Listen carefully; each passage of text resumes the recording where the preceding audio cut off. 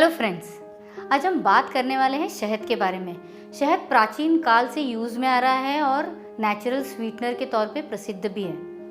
इस शहद के बहुत से हेल्थ बेनिफिट्स होते हैं, मतलब स्वास्थ्य पे बहुत अच्छे परिणाम देखे जाते हैं। शहद जो होता है वो हमारे लिए कोल्ड कफ, स्पेशली हमारी पूरी जो श्वसन संस्था होती है उसके लिए वो बहुत अच्छा काम करता है। डायबिटीज़ के लिए बहुत अच्छा होता है। एंटीऑक्सीडेंट प्रॉपर्टीज़ इसमें देखी जाती है, एंटी इन्फ्लेमेटरी प्रॉपर्टीज़ इसमें देखी जाती है। इन्फेक्शंस जो होते हैं बार बार उससे भी ये बचाता है। हार्ट के लिए, हमारे पूरे सर्कुलेशन के लिए ये बहुत अच्छा माना जाता है।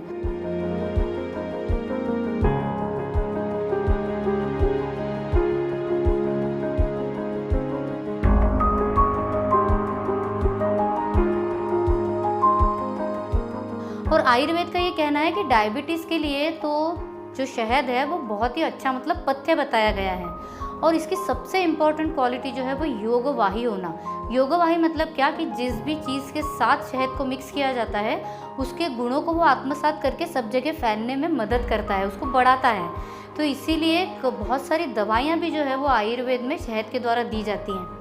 पर इस शहद के बारे में भ्रांतियाँ बहुत है समाज में, तो आइए इन भ्रांतियों को, इन डाउट्स को आज दूर करने का ट्राई करते हैं। शहद की क्वालिटीज़ जो है उसके सोर्स पे बहुत ज़्यादा डिपेंडेंट करती है। मतलब सबसे पहला सोर्स तो मधुमक्खी, वो किस प्रकार की है वो ज़रूरी है जानना। उसके बाद होता है कि कौन से फ्लोरल सोर्स से, मतलब किस फूलों के परागकण से वो शहद बनाया गया है, किस जगह, मतलब क्लाइमेटिक कंडीशन कैसी है, जोग्राफिकल कंडीशन कैसी है, ये सब हमें सोर्स के तौर पे ध्यान रखना पड़ता है। अच्छा, वो जो शहद बना रहे हैं वो उन बीज को एंटीबायोटिक्स तो नहीं दे रहे हैं, इसका भी ध्यान रखना पड़ता है। जब शहद तैयार हो जाता है तो उसको छाना जा रहा है कि उसको गर्म किया जा रहा है, वो भी देखना पड़ता है। तो ये शहद जो होता है वो गर्म किया हुआ अच्छा नहीं होता है, सभी को मालूम है। तो इसीलिए हम कहाँ से ये शहद ले रहे हैं उसकी क्वालिटी जो होती है ना वो प्रोवाइडर पे बहुत डिपेंड करती है। इसीलिए शहद सस्ता मिल जाए, कैसे भी करके मिल जाए, इसके पीछे ना जाते हुए प्रॉपर रिलायबल जगह से ही ये शहद लेना अच्छा होता है। अभी जैसे संतुलन का शहद है तो हम बाकी सब क्वालिटी का तो ध्यान रखते ही हैं, पर उसी के साथ लैब टेस्टिंग, क्वालिटी कंट्रोल, ये सब जो होता है पूरा प्रॉपरली होता है, तभी जाके हमें जो रियल शहद है वो हाथ में मिल सकता है। शहद को लेते वक्त कुछ सावधानियां बरतनी चाहिए। शहद खुद गर्म होता है, इसीलिए शहद को वापस गर्म नहीं कर सकते क्योंकि उसके अंदर की सब प्रॉपर्टीज़ जो होती है वो ख़राब हो जाती है।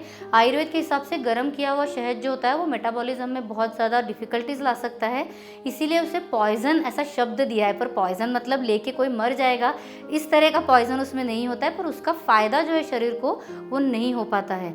उसी के साथ बहुत उष्ण काल में, मतलब गर्मी बहुत ज़्यादा हो या किसी गर्म द्रव्य के साथ, मतलब सॉल्ट वगैरह के साथ वो डाल कर लेना, या पित्त प्रकृति का व्यक्ति है और उसने बहुत ज़्यादा मात्रा में शहद खा लिया तो उसको शायद तकलीफ जो है शहद से वो हो सकती है।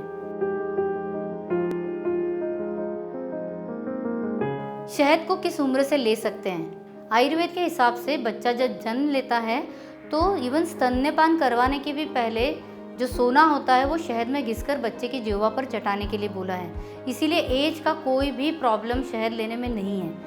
अभी मुझे मालूम है आपके दिमाग में क्या आ रहा होगा, क्या अरे हमें तो डॉक्टर्स मना करते हैं कि साल भर की उम्र तक बच्चे को शहद मत दो, बॉटुलिज्म जैसा जो बीमारी है वो हो जाती है। तो कभी आपने सोचा है कि बॉटुलिज्म है क्या?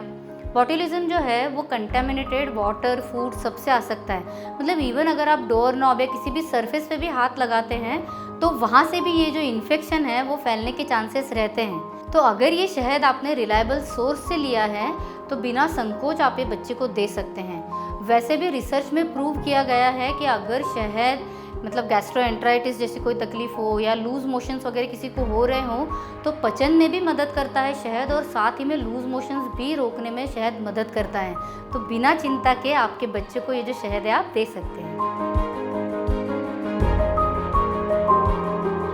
शहद कितने डोज में चल सकता है? शहद को अल्प मात्रा में लेने के लिए बोला है। मतलब आप सोचिए कि दिन भर में 2 से 3 चम्मच शहद जो है वो कोई भी इंसान ले सकता है। बचपन का विचार करें तो साल भर की उम्र तक आप आधा चम्मच शहद जो है दिन भर में बच्चे को दे सकते हैं। हाँ, अगर किसी को सर्दी, खांसी या कोई बीमारी के कारण कोई शहद की दवाई लेनी पड़ रही है तो ऐसे वक्त में थोड़ी शहद की क्वांटिटी बढ़ा सकते हैं। मतलब नियरली आप 3 से 4 चम्मच भी शहद जो है वो दिन भर में ले सकते हैं। तो इसलिए याद रखिए, बहुत लोगों को बताया जाता है कि टोस्ट पे आप शहद डाल के लीजिए, दूध में डालिए, या कई जगह पे शक्कर की बजाय शहद को एज अ स्वीटनर यूज़ करने के लिए बोला जाता है। तो वैसा अलाउड नहीं है। शहद की क्वांटिटी जो है वो हमेशा कंट्रोल ही होनी चाहिए दिन भर में। शहद की प्यूरिटी के 2 टेस्ट होते हैं जो आप घर पे कर सकते हैं, तो आइए उनके बारे में जानकारी ले लेते हैं। पहली सिंपल जो टेस्ट है वो है, आप कपास जो होता है रियल, उसकी एक बाती बना लीजिए और उसको शहद में भिगो लीजिए और फिर उसको जलाइए। अगर उस शहद में शक्कर है तो बहुत ज़ोर से आवाज़ करके ये जो बाती है वो जलेगी, और अगर शहद रियल है तो फिर ये जलते वक्त आपको किसी भी प्रकार की आवाज़ नहीं आने वाली। और अभी देखिए जलने के बाद जो धुआं भी निकल रहा है उसका भी जो उसकी सुगंध जो है वो बहुत अच्छी है। दूसरी टेस्ट में 1 ग्लास पानी लीजिए और उसके अंदर जो शहद है उसकी धार ऊपर से पकड़िए। तो ये जो शहद पानी में गिरता है तो देखिए जो सीधा नीचे तक चला जाता है, क्योंकि शहद भारी होता है, पानी के साथ मिक्स नहीं होता है। और वहीं अगर शक्कर होगी तो वो पहले से ही पानी के साथ पूरा मिक्स होने लगती है। तो इस प्रकार से आप देख सकते हैं नीचे कैसे लेयर जो है शहद की वो तैयार हो रही है, और वो पानी से एकदम अलग है और पानी में डिज़ोल्व नहीं हो रही है।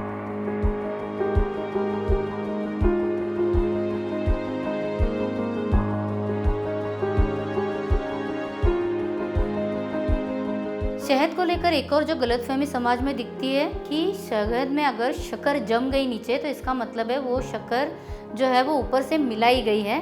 तो ये गलत होता है। एक्चुअली जब भी हम शहद को स्टोर करके रखते हैं तो उसमें जो मधु शर्करा है, आयुर्वेद उसे मधु शर्करा कहता है, वो जमती है। और उन्होंने उस वक्त भी बताया है कि जिन भी पात्र में आप शहद को इकट्ठा करते हैं तो थोड़े समय बाद, मतलब टेम्परेचर अगर डाउन हो वगैरह उसके कारण, तो नीचे मधु शर्करा जम जाती है। और ये जो मधु शर्करा है इसके जो गुण हैं वो एग्जैक्टली शहद के हिसाब से ही होते हैं, वैसे ही होते हैं, इसीलिए उसे कंज्यूम करने में कोई प्रॉब्लम नहीं है।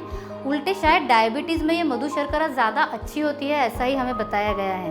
तो इसीलिए चिंता बिल्कुल छोड़ दीजिए। अगर आपके शहद में कहीं जम भी गई हो शक्कर तो उसे आप थोड़ी देर अगर कुनकुने पानी में, गर्म पानी में नहीं, कुनकुने पानी में रखेंगे तो ये जो शहद है वो मेल्ट होकर वापस पहले जैसा हो जाता है। शहद और घी अगर एक साथ लिया जाए तो वो पॉइजन बन जाता है, ऐसे बहुत लोगों के मन में शंका होती है। पर आयुर्वेद में क्लियरली बताया गया है कि अगर सम प्रमाण में शहद और घी लिया जाए तो ही वो तकलीफदेह होता है। अगर वो असमान प्रमाण में लिया जाता है, मतलब अनइक्वल प्रपोर्शन में लिया जाता है, तो उसके बहुत अच्छे हेल्थ बेनिफिट्स हर व्यक्ति को मिल सकते हैं। वज़न कम करने के लिए बहुत से लोग नींबू पानी शहद डालकर लेते हैं। तो ऐसे वक्त में इतना ही ध्यान रखिए कि एक तो सच में वज़न बहुत ज़्यादा होना चाहिए, मतलब ओबेसिटी जिसको बोलते हैं, हमें केवल 0 फिगर के पीछे पड़े हैं इसलिए शहद पानी पीना है, तो वो गलत अप्रोच है। अगर आपके शरीर में फ़ैट बहुत ज़्यादा है तो ही ये नींबू पानी शहद पीजिएगा। और ऐसे वक्त में जो पानी है वो हमेशा कुनकुना ही होना चाहिए, थोड़ा भी गर्म या चाय जैसा वगैरह जो पानी है वो नहीं होना चाहिए, क्योंकि पहले भी मैंने आपको बताया है कि शहद को गर्म नहीं किया जा सकता। तो मुझे विश्वास है दोस्तों कि आज के इस वीडियो से आपके मन में होने वाली सभी शंकाएं दूर हो गई होंगी। अगर आपको कहीं से कोई गलत इन्फॉर्मेशन मिली है तो उसका भी क्लैरिफिकेशन आपको आज ज़रूर मिल गया होगा। तो इसीलिए जो शहद जैसी जो अच्छी चीज़ है उसका आप अपने हेल्थ के लिए उपयोग जो है वो कर सकेंगे।